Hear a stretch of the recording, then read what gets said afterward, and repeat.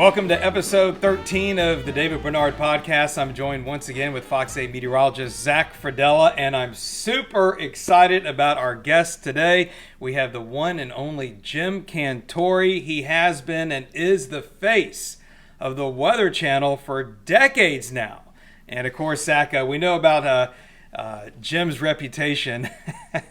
Don't get Jim to come to your town. That's his reputation. That's right. I think even during one of the storms last year, I think on the Causeway, they even had something like Jim Cantore go home during one of the numerous storms that we're involved in. So we're going to talk to Jim about his experience with storm chasing and broadcasting, which is now multiple decades at the Weather Channel. Has really pretty much been with the Weather Channel almost since it started, and how that coverage has evolved over the years. Today is July 19th, 2021, and the good news is July is behaving like July should. We had Elsa scoot its way up the East Coast and across Florida a little over a week ago without too much fanfare.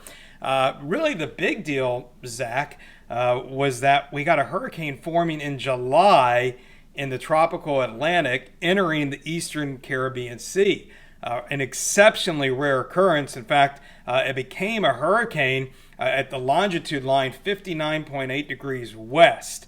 And according to Dr. Phil Klotzbach, that's the farthest east since 1933 that a hurricane has developed in the deep tropics, and that's defined as generally below 23.5 degrees latitude. That's the interesting part, and we always preach at the beginning of the season, hey, don't worry about the numbers early in the year. You get a tropical storm here, you get a tropical storm there, but when you get a hurricane in the mean development region that far east or moving into the Eastern Caribbean, something about those hurricanes that early in the season in that area, it points to an active year. Another statistic that Dr. Klotzbach put out was the fact that an Eastern Caribbean hurricane only, I think it's 6 or 7 years. I think it's 6 years.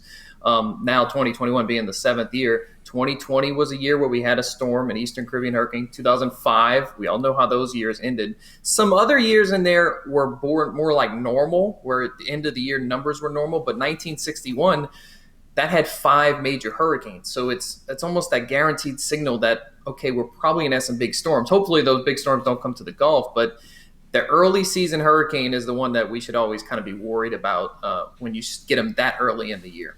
Yeah, and of course, if 1933, as I mentioned, being the farthest east since 1933 for one to form, until 2005, 1933 was the benchmark year for most number of storms, which of course was then broken last year during the 2020 season. Elsa was keeping us ahead of the pace of last year. Elsa is the earliest E-named storm. Now since we've gone so quiet in the tropics, we've fallen back behind 2020 as far as named storms go. But it's interesting to note that this year was running faster than 2020. Yeah, now Elsa did regain hurricane intensity in the Gulf, but then weakened to a storm before landfall. I'm not sure if that hurricane designation in the Gulf is going to withstand post-storm analysis by the National Hurricane Center. I think that was a little bit suspect. I mean, it'd be significant if that was the case. Nevertheless, it wasn't a hurricane when it reached Florida. The last July hurricane that we had hit Florida was Dennis in 2005. And I mean, 2005 was incredible. You had Emily and Dennis. Well, Dennis before Emily. I mean, both intense storms. Dennis actually impacted Florida. Emily became a Cat 5. 2005 is that benchmark where the season just started and it just went. We had Cindy at the beginning of July as a hurricane here in southeast Louisiana. Everybody remembers that storm. I mean, it was a big power outage storm for us because it was a Cat 1, and it was a slow-moving Cat 1 that just pounded us for hours with tropical storm conditions in the city. And we know the infrastructure of our electrical grid, it took a beating with Cindy that year. And again, we saw it with Zeta last year as well. Pretty much 100% of the city lost power in a Category 1 storm with Category 2 gust. One thing we've been watching, now that we're moving deeper into the hurricane season, the West African monsoon. That has been extremely active. And why is that important? That is where the storms form from. I mean, everybody knows, okay, we watch off the coast of Africa, the waves come off the coast of Africa, and then they move out into the Atlantic Ocean, and that's where they start to form. Now, the past 2 weeks, the Saharan air layer, the SAL, the Saharan dust, has been controlling the Atlantic. Also, the MJO, and I did a segment on this in one of my Track and the Science segments.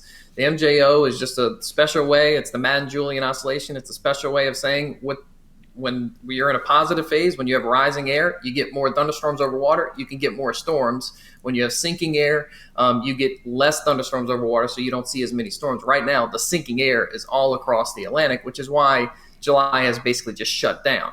But we know what happens. Once we get 1 or 2 weeks into August, it's going to flip. The MJO is going to come back positive, and I think this season's going to all of a sudden turn the page. And we know August 20th is usually that period where it's like, here comes the big storms. Yeah, it's really, I always look at that 8-week period, August 20th to October 20th, to get the most numerous and potentially most violent storms in the Atlantic. But the MJO, it doesn't run the same every year. In other words, it just so happens that we're in a suppressed phase right now. It doesn't necessarily mean that, just because the active part of the hurricane season is coming in August, the MJO goes into that positive phase. It's just unfortunate that it may work out that way this time. Yeah, that's exactly right. I didn't want it to seem like, the MJO automatically works in the favor of hurricanes right when you hit peak season. It's just this year that suppressed phase is right now, which is why we've just totally gone quiet in July. And another thing that's happened in the past 2 weeks, La Nina. NOAA's put out a La Nina watch. And last year we were in a strong La Nina that led to a lot of late season major hurricanes. 5 of the last 6 storms were all majors last year. So with us phasing back into this La Nina pattern, a La Nina is not good for the Atlantic. It leads to more storms and later season storms into October. And we know Zeta was right before Halloween.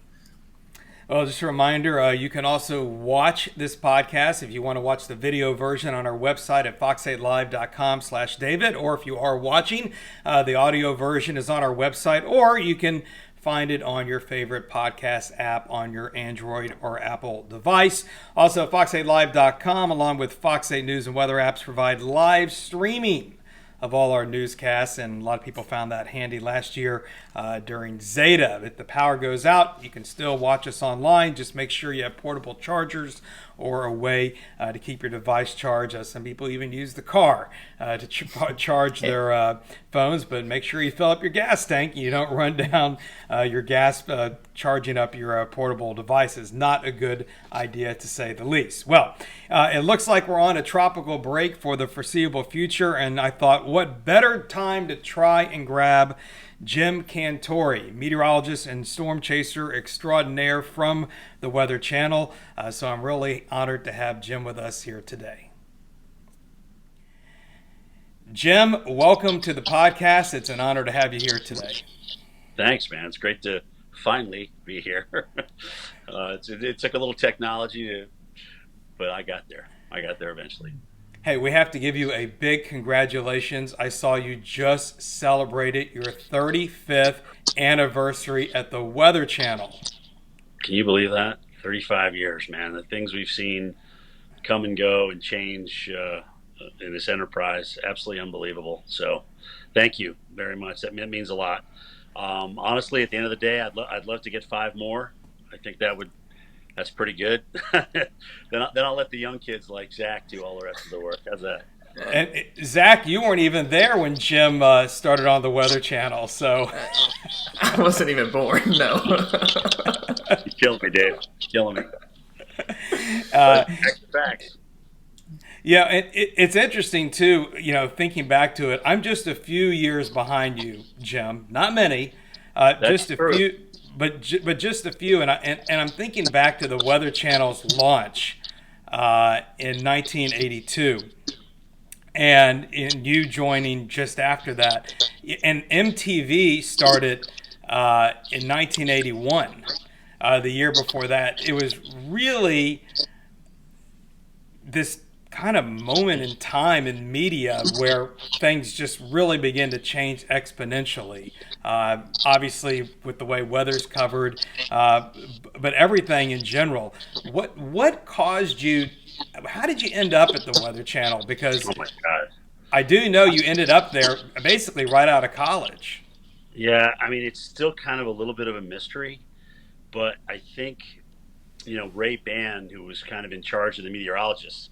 It was kind of cool back then because meteorologists were kind of running the whole show. They were the news director. They were, the hiring guys. I mean, it was really run by all meteorologists. But Ray had friends with like a talent search group, and they got a hold of my tape from Linden, and he was just looking at some of the newcomers. I think they were doing a study on who's where are these kids coming from? Where are the new kids coming from out of college? And I was on that tape, and he just said, "Oh, okay, you know what? Let's talk to this guy. Maybe he'll work out." And I had a great interview. Came down, drove down in a non-air conditioned car. I kept it for 2 years, though, man. You talk about a good way to get used to the humidity from Vermont. How's a no air conditioning vehicle sound? That'll do it. But anyway, I drove down, and it's just the rest is history, man. It's been an awesome ride, really awesome ride. Because there were a lot of folks, my friend Nick Gregory in New York, and of Yeah. course, and Brian Norcross was getting started at CNN, because that CNN was coming up as well, right? I mean, Well, yeah. So remember, like 81, 82 was like kind of the birth of cable. We had like Sports News Network, we had CNN, we had Weather Channel, and a lot of it was in Atlanta because of the fact that you had kind of a large work base that was, if you will, relatively cheap. It was cheap cost of living. You could work around the clock, run a 24/7, 365 operation, and I think that's why a lot of companies came down here to Atlanta. yeah, that definitely makes a lot of sense. So, Zach. Zach loves to talk about how he got started in weather, and of course, there's a whole story between me and Zach going back before Katrina when he was a kid and I was back at WWL in New Orleans. But what about yourself, Jim? I mean, my coming out, if you will, was the blizzard of '78. We had a heck of a winter in Vermont. We already had tons of snow on the ground, and then here comes this, 24 to 30-inch snowstorm that left snow like I've never seen. I mean, up to my chest. My brother and I lived in this old house with this slate roof. We had a covered porch all the way around 3/4 of the front and side, and we had to shovel off that roof. So we made these huge piles of snow from all the snow that slid off the main roof. And it was like as soon as we were done, we were totally jacked about jumping in it. And so Vincent jumps. He won rock paper scissors. He jumps in first, and he disappears. I mean, he's gone in the pile, and I'm like, Vinny, and I jumped in after him, and I had to dig him out. But I mean, he was like 2 feet down. But I'll just never forget that storm. I mean, I felt like I was living in a snow cave. There was just snow everywhere, everywhere, and and it wasn't until my dad said, hey, you need to go study in my senior year. You need to go study the weather. You're kind of a freak when it snows outside. So I was like, yeah, Dad, you know what? That's a great idea. That's a great So idea. you're from up north, okay? But we Yeah. down south we always see you in hurricanes, okay? And you're telling a story that your weather nerdiness probably started when you were a young kid with a snowstorm. Are you more of a snow guy or are you a hurricane guy? I like it all. I just love the forecast challenge. You've got rain snow line issues. You've got hurricane intensity. You've got, tornado and squall line initiation. Are we going to flood? Are we going to train? I mean, there's just so much stuff now. And as you guys know, I mean, we've had no shortage of billion-dollar disasters over the last few years. So, it's just, it's crazy trying to forecast this stuff. I mean, not every storm and not every situation certainly demands the right tone, as I'm sure you learned, David, and also you, Zach, in your young career. There's things where you really have to have people listen to you, and hopefully, we've all perfected that somewhat over the years. So let's talk about covering storms, and you made reference to it, particularly snow and hurricanes. So you got one or the other that you prefer to be out in? Honestly, if you asked me that 25 years ago, I'd probably be like, give me a hurricane, give me a tornado outbreak. But after seeing so much, man, and the hardship, I got to be honest with you. Give me a nice snowstorm. Give me a, place where I can have a snowball fight with people, and uh, just seeing the snow coming down at 2 inches an hour. I really enjoy that. It's almost frankly therapeutic after a hurricane season, and I look forward to winter the best. I Yeah, really do. because I mean, let's be honest. In a snowstorm, most of the time people are okay, right? Yeah. Yes. We can have terrible car accidents. I mean, things do happen, but generally, it's an inconvenience, right, to people. I mean, a few years back, I can't remember the year. Maybe it was 2014 or 2015. At the time, Governor Duval Patrick of Massachusetts, he was just recently a presidential candidate, or at one point, but he shut down the state. He shut down Boston, and to close the Mass Pike, to close the airport, to shut down that interstate system there, 495, and all that took a phenomenal effort. But the fact that everybody for the most part, followed that. They had 30 inches of snow, and literally in 30 hours, they were up and running again. I think you're seeing a lot more of that. And granted, that we've certainly seen governors get a little ticked off when the forecast doesn't verify. But man, when it does, and they can get their states up and running again in a split, lickety split, they're going to be pretty happy about it. And I think that was the finest example that year in Massachusetts when Deval Patrick shut it down. What about storms? How many have we done so far, Jim? 35 years. Um, One year they had us count up our storms. They were doing some promo and counting depressions, wannabes, TSs, international stuff, hurricanes. And I think one time I had to go back twice. I went back to Wilmington twice for Hurricane Dennis, or somewhere up there, Morehead City. But either way, that 107 and counting. 107. That's incredible. You got some catching up to do, Zach. You got some catching up. Oh, it's going to take a while, though. That's for sure. 107. Now, out of those 107, what are maybe one or two memorable ones? Do you have maybe one or two that just kind of stick out? The thing I want to say to everybody when they ask me that is they're all different. Amazingly, all different. They have all little quirks and things that make them different, whether it be storm surge or the wind or the tornadoes that come with some of them. The fact that you literally get there a little behind the eight ball and you're literally standing in rain for 4 days. Ones that are, recently certainly stalling storms, intensive, like Sally. I went to, guys, in this day and age, I went to 4 different places for Sally before I was like, yeah, guys, this is it. I'm not moving anymore. Pensacola is it. That's where we're stopping. But, certainly when you talk about complete and utter devastation, when you talk about mixing a man-made disaster with a real hurricane disaster, the bar is set at Katrina. I mean, there's just nothing like that. And, certainly Sandy was a very close second, because that was, the Jersey Shore was essentially it's Katrina by the time all is said and done. So, those two, they are so big and broad that there's just, the disaster goes on for days and days. Then it's, okay, where am I going to find food for so many millions of people? Where am I going to get relief from? Where am I going to get gas from? When do I start the cleanup? How do I start the cleanup? I mean, I'm in the middle of a pile of debris. Those two storms just ring out.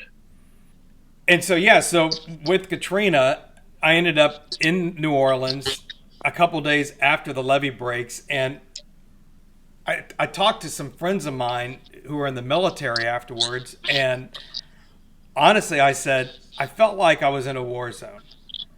I saw stuff there that I hope to God I never see again in my life. I mean, brother, you're right. I mean, I'm talking people stranded on bridges with newborn babies in their arms, 2-day-old babies. Really just a terrible thing to see. And I finally, after 5 days, had called the news director in Miami, and I just said, I'm not a wartime correspondent. I said, I want to leave. and I left. And as you said, that's the extreme example. But there's so many other cases of storms where it's maybe not to that level, but the human suffering is the same. Yeah, I mean, it's really interesting, Dave, to hear your take on that because for me, going through the Mississippi side, to go through, the death and witnessing all that dealing with all that, it was hard for me to leave. I felt like if I left, I was abandoning these people. So it was really hard for me to leave. They had to beg me to come home, and I just really felt guilty about it. And it's a lot. But you do go through some semblance of disaster with every one of these. Especially the hurricanes. Sandy certainly wasn't quite like that. But to see New York City underwater, to see cars bobbing around, it's very hard on you. It wears on you. The only thing I can do is be like, look, dude, you got to bring yourself together. This is your mission. All right. Granted, you're not getting fired at in the field like our soldiers, but this is your mission, and you have to deliver. So, but it's hard. It wears on you, brother. It wears on you, and that's why I said I'll take a snowstorm any day.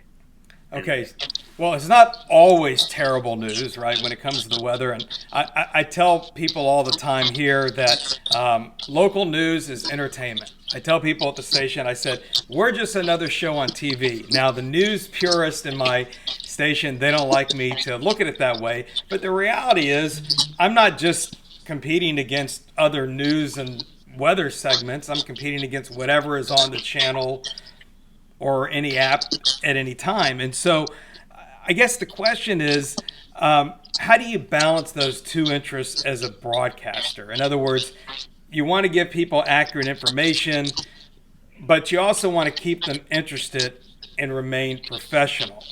And, the Weather Channel, you guys, obviously, your zone is when there's a major storm or something going on.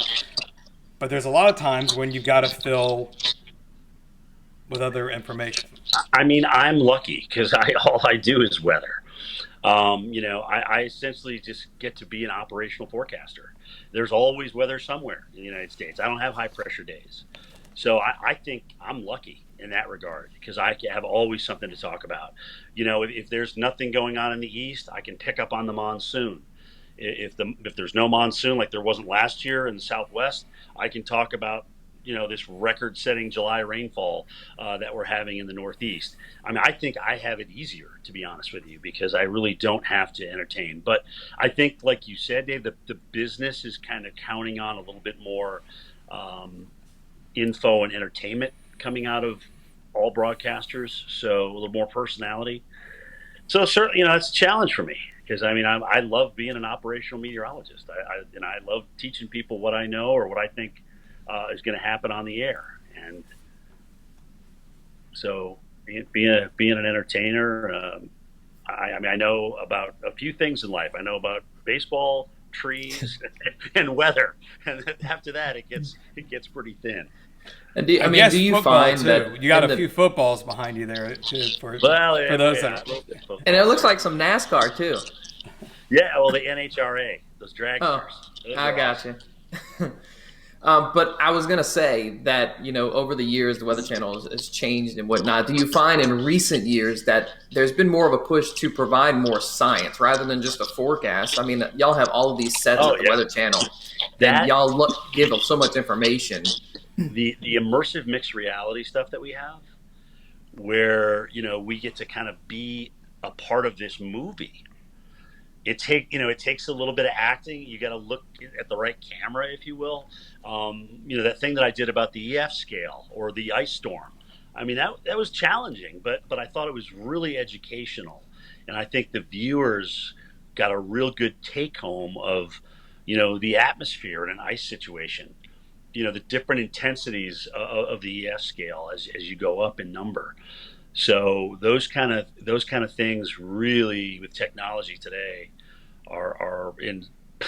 I mean, I can't even. There's nothing to compare it to. that we did in the past. Nothing like that. Unless you're actually out there on a tornado site where you can show. Let's say you have a tornado path that's 7 miles long, and you start with EF0 and you go right up to 5, where you can show the different damage. I mean, but that would take all day. I mean, to do it the way we do it now, especially with that IMR, I just think really was a game changer for us. So let's talk about outside in the field, and that's of course where you're known best. And as I was doing my introduction to you, we were making the old Jim Cantore joke. Oh, Jim's coming to town. All heck's gonna break loose. Et cetera, et cetera. But let's talk about when you first got to the Weather Channel.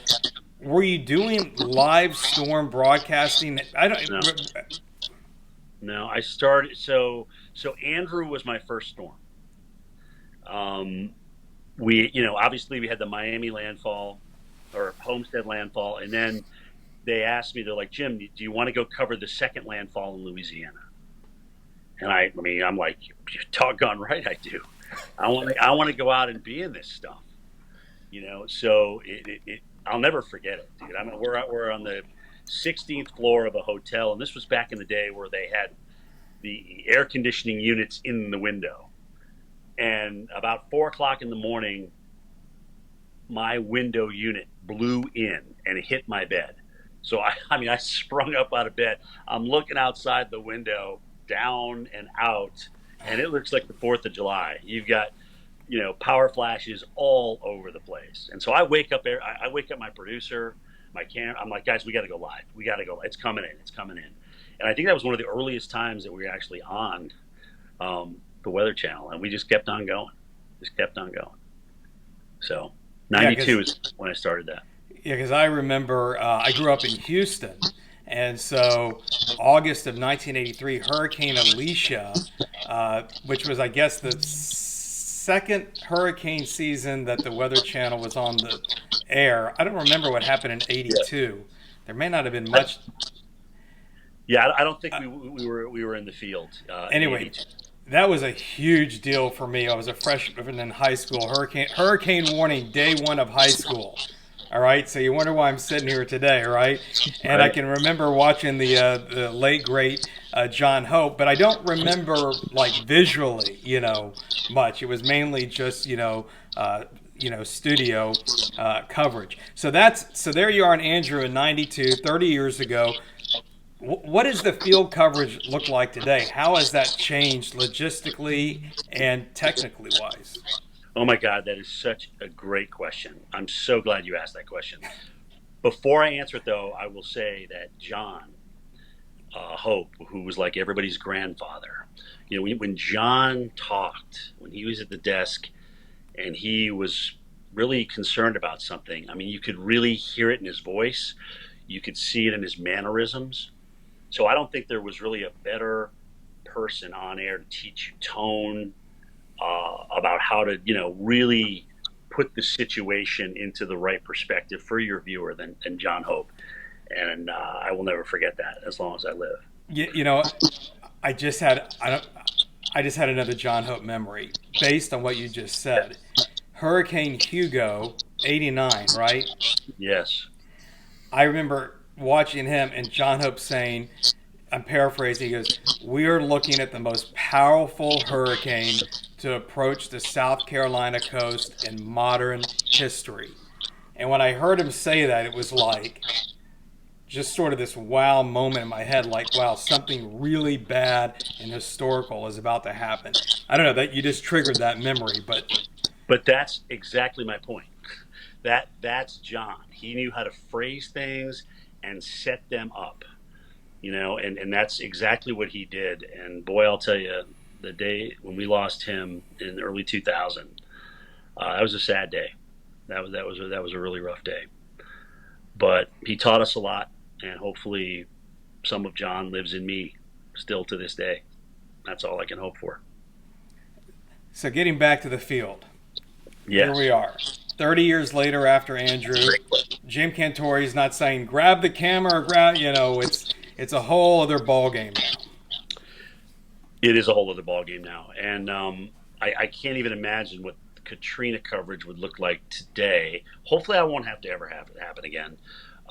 If we had the technology of being able to stream through the eye in HD signal, in audio and video, which the job's harder now because before it was like, hey, be on at the top and the bottom of the hour, go get out of the weather, and then come back out and give us an update on what you're seeing. And you were at the mercy of the satellite dish. When the winds got up over 50, 60 miles an hour, that dish has to come down or you're going to lose it.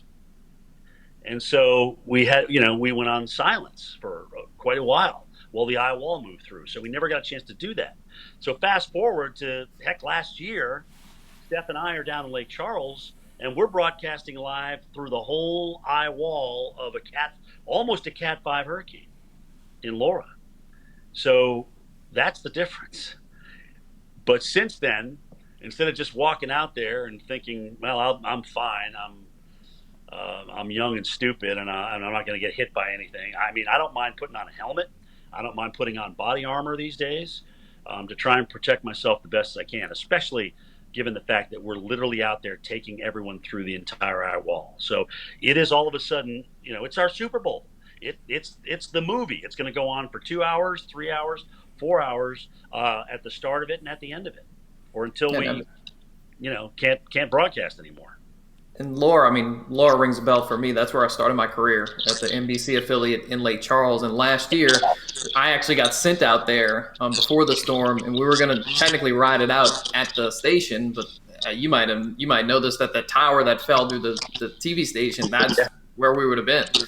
So we kind of made that decision to get on out of there and go to Baton Rouge and broadcast from there. But that was one of the most incredible. I was watching you and Stephanie Abrams' coverage, and it's true. The technology's changed so much now that we watched a Category 4, almost Category 5 live on TV. Yeah, and that's been the biggest change. So it's harder.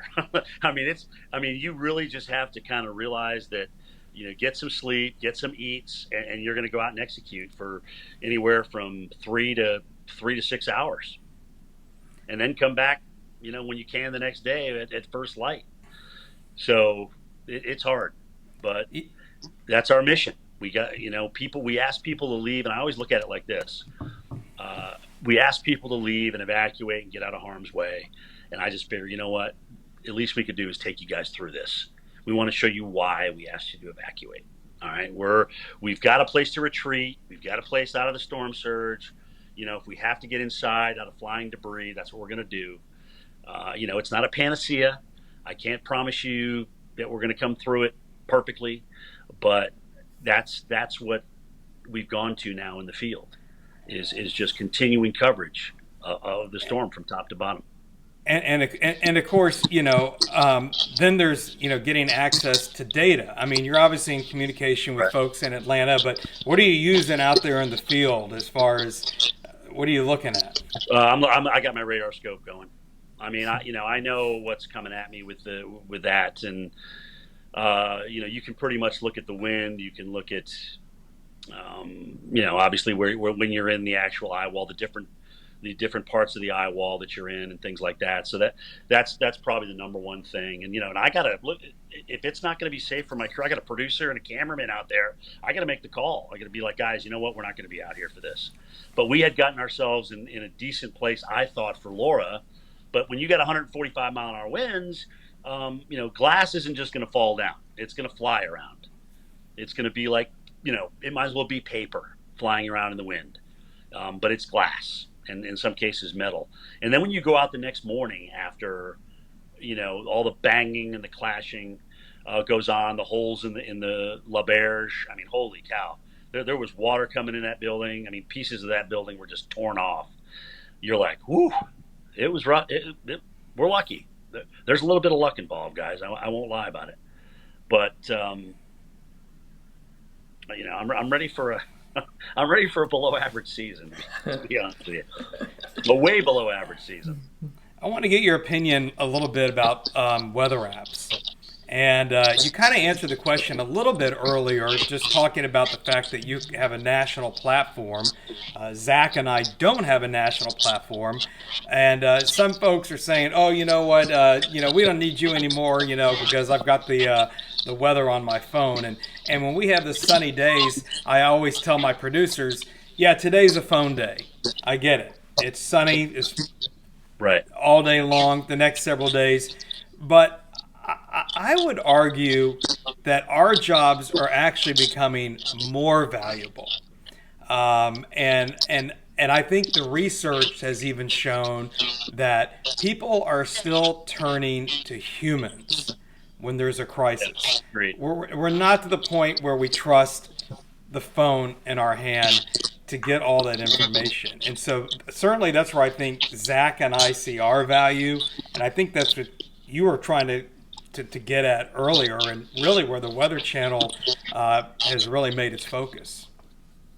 Yeah, I mean, you're not going to get everything on your phone. You're not going to have everybody explain it to you, especially people that you trust, the people that have been in the business for a while, and you've kind of developed a relationship with them as a viewer. I mean, I don't have to hype the weather. The weather speaks for itself. If it's a storm that's going to croak, great, great. It's another one we can check off and off the name list.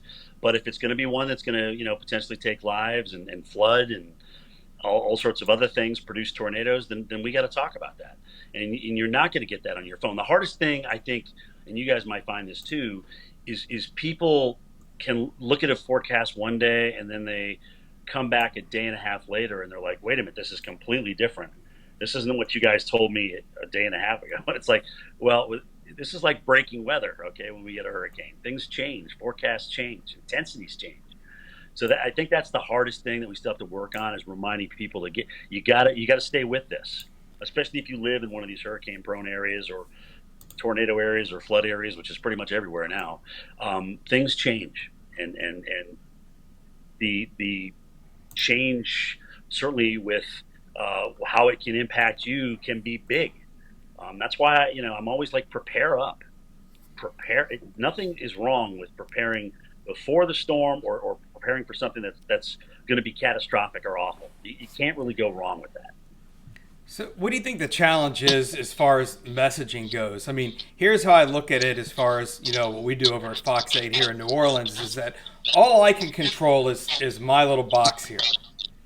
Right. I can't control what other folks across town are doing. I can't control what folks in Houston are doing. Can't control what the Weather Channel is doing.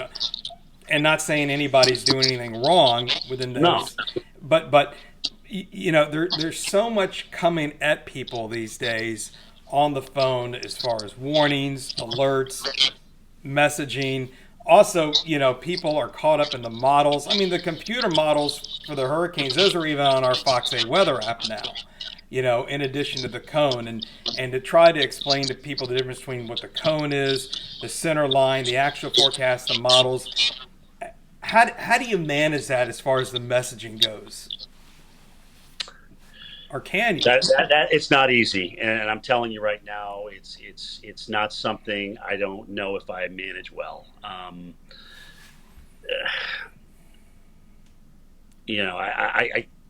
mean, you can go back to we all have different colors, for goodness sake, still, for tornado watches and severe thunderstorm watches, and that's confusing. I don't know if we'll ever get a clear, succinct message from everybody involved, but it's almost like you go back to less is more, and just simplify it as much as you can. Look, this could threaten your life. Here's when it's going to threaten your life. If you don't prepare for it now, then you're going to be behind the eight ball and you're going to be stuck at home. Please don't call 911 and put other people's lives at risk when they can't potentially get to you during the heart of the storm, which is why we've asked you to evacuate. There's just messages over and over again that, granted, we got to drill them home, but they're important messages. And that's what we do. We got to communicate them and keep communicating them until everybody gets them, or as many. One thing I find that the Weather Channel, they actually y'all take off your center line on a hurricane track. Y'all do not use that actual center line point. Yeah, and there's different stuff that we do too for flooding versus what the WPC does. Our highlights for hail and different colors for the different probabilities look different, but they're essentially those maps. I mean, my wish is that we would use the same colors, but there's other people that decide on those things, and I'm not one of them. But I think the bigger issue probably is what we need to get back to is I go back and I read some of the old hurricane advisories like from Betsy in 1965, and I sit there and I read them. I'm almost like, was that almost in some ways better than what we're doing today? I mean, it because Yeah, simple, straightforward. Yeah, yeah, no nonsense. They expect you to make a decision for your family and yourself. That's a great point. I mean, I think one of the improvements that I do agree with is the urgent messaging. If you're talking about life-saving storm surge or life-threatening storm surge, and people aren't out of that storm surge zone, I mean, hopefully, if that's the one thing that gets them to move, great. But you can't use that in every storm. You have to use that at the most pertinent times. And my favorite saying that I totally stole and adopted from our pal Brian Norcross is precision is the enemy of accuracy, which Yeah, is that's right. which is what I Sounds like tell folks all the time. And even for like tropical storms and hurricanes, I even try to avoid there's going to be this much rain. I just put up it's going to flood. You yeah, know, we're yeah. going to have damaging winds. We are going to Yes. have storm surge so high that if you don't live behind a levee, you need to leave. I think we're getting to that as an enterprise. Actually, these impact graphics, because at that point, you may not even be in the cone. You may have worse impacts outside the cone than you do actually in the cone. So I still think we're teaching everybody it's a track cone. But other than that, these impact based graphics I think are good. Especially where you guys can get very specific about your area. When you got to cover every a Katrina kind of storm, you can literally have the whole Gulf under the storm surge warning. So that kind of thing is very hard to do. But explaining to people that there are impacts outside the cone, I think is still one of our biggest challenges. But impact based is a good avenue, and that's the avenue we've chosen, which is good. All right, if you have any advice out there for aspiring meteorologists, really young folks out there today, particularly that want to go into the communication side of things. I'll tell you what my dad told me, and this was a part of that. After the blizzard of '78, son, what are you going to do for the rest of your life? He just said, look, you got to get up for the next 40 years of your life every morning. You better love what you do. So if you love talking about weather, if you can't sleep when there's a forecast for snow or rain in the middle of the night, and you keep your barn light on to wait for those first flakes or those first drops or that first gust of wind, if that's your passion, then follow it. You owe that to yourself, and you certainly owe that to future viewers whose life you may save down the road. And a lot of times we finish with you knew you were a weather geek when, but you answered that, Jim, the 1978 blizzard. But why don't you point out one or two favorite moments on the Weather Channel that you've had? I mean, look at the thunder snow story, which a lot of people don't know. When I went ballistic, there's a backstory behind that. Okay, so you guys got to. I think people need to hear the backstory. So I'm literally living in Boston. They get 110 inches of snow that winter. It's snowing every other day. I didn't even come home. So my producers decided, you know what? Let's get a little change of scenery. Let's go down to Plymouth for this one instead of stay at the wharf where we have the comforts of the Marriott and we have the comforts of a restaurant right around the corner from our live shot, which is kind of nice, when you're standing out in the cold and freezing there in East Boston. But so, we're like, okay, what the heck? Let's go down to Plymouth. They convinced me to go down there.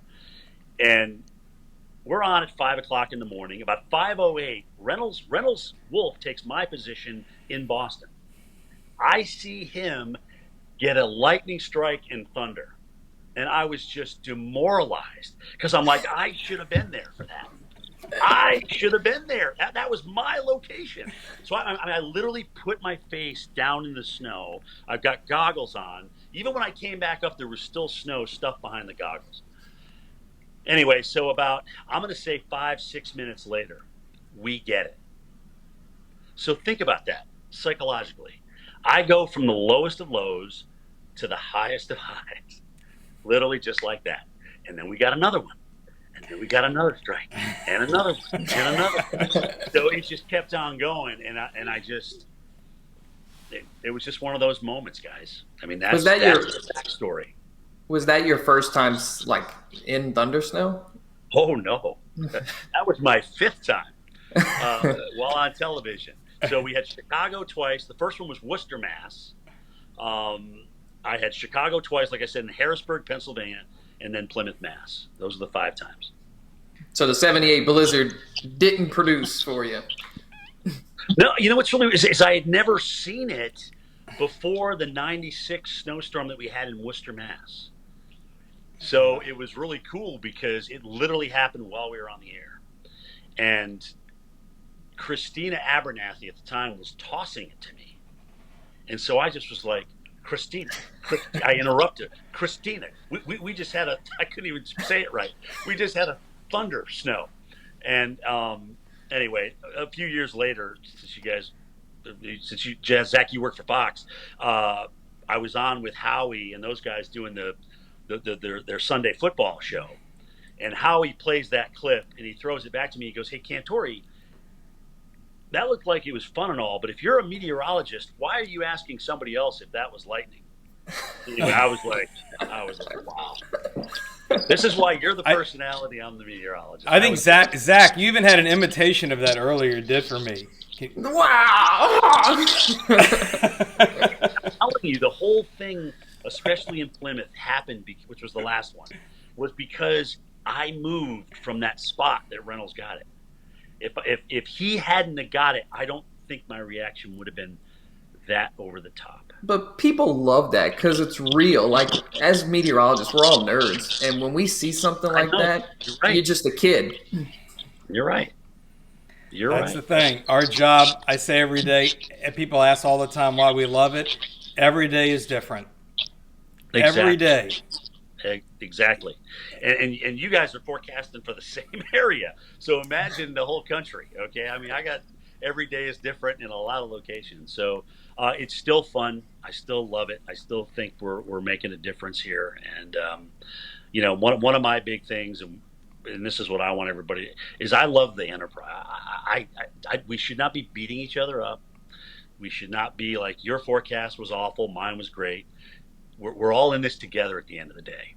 All right. So that's just something that I think we need to do more of, is pat each other on the back when people do a good job, because, at the end of the day, if nobody dies in a hurricane or a tropical storm, it's because we put the ball in the end zone when it needed to be put in the end zone.